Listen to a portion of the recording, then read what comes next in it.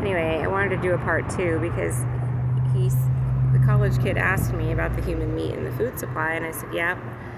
He said every fast food restaurant, grocery stores, everything, the processed food, it's all tainted. He's like, so I should never eat fast food again? And I said, well, listen.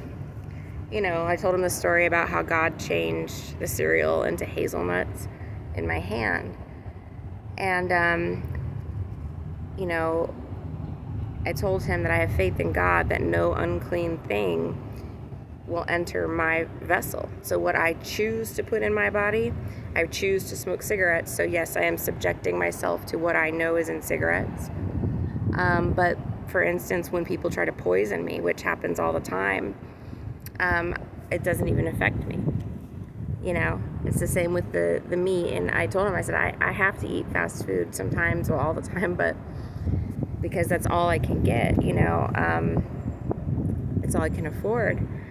And so I know that when I'm choosing to eat a burger, I'm choosing to eat cow, or chicken, and that is what God is allowing to go into my body, and that's real, and that is true, right? Because I'm not a cannibal.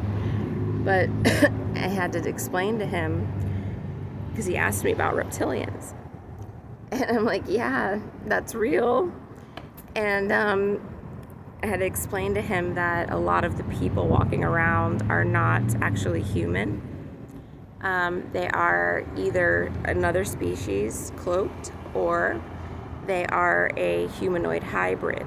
And I had to explain that the reptilians believe that they are above humans in the food chain. So therefore they look at human like a cow, like a source of food.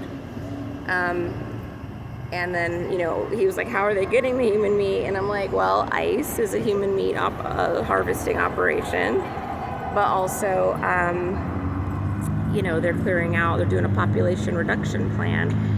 And he wasn't shocked by any of this. He was shocked in general, but that this was actually happening. But he had kind of seen and heard a lot of it already on social media, and I guess he had looked at the Epstein files, so he was aware about a lot of the human meat stuff and,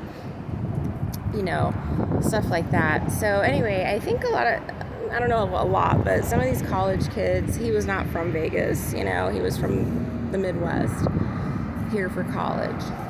So I think some of these college kids are going to be more receptive to the truth, which is coming, because truth